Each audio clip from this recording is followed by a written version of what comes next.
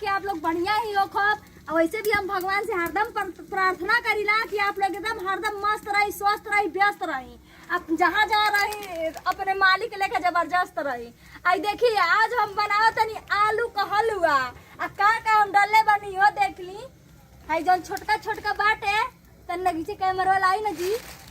हाई देखिए छोटका छोटका बाटे जीरा फोड़न देले बानी, हिंगुइयो डाले बानी, लहसुन मरचा सब डाले बानी। आ लास्ट में देख ली का डाले जात है धनिया। धनिया ना रही तो स्वाद ना मिली है ना।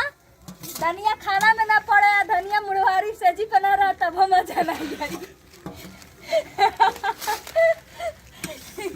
तो अगर हमार बतिया सही होई तो 1 लाख लोगन दबा देबा।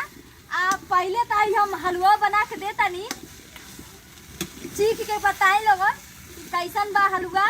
और ई देसी हलवा है, गांव का हलवा है, ठीक ना। काहे कि हमारे गांव में ढेर आलू का हलवा, जब ये समय आलू खेते में खानाए लगेला तो का मजा आवेला हलवा बना के खा के बहन के प्रणाम करी, एकदम मजा आ जाला। सही में कहत है माँ कसम मजा आ जाला।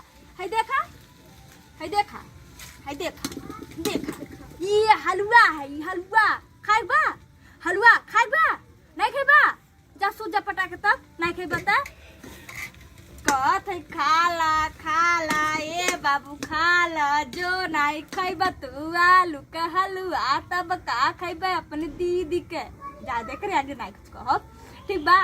ऐसे हम मजाक करत रही है, हलवा उलवा कुछ ना है। दरअसल हम आलू के पूरी बनावे जाते हैं, आलू का परेठा आलूया भर के ऐसे गोल गोल गोल गोल कह के अब मारा पटापट पटापट तवा पर तेल पोछ के वह बनावत है। क्या करी आज सब्जी नहीं रहा, खाली आलूया रहल है तो हमार दिमाग काम नहीं करता, कहनी ऐसे बढ़िया आलू भर के पूरी बना देते हैं। आई दूध बा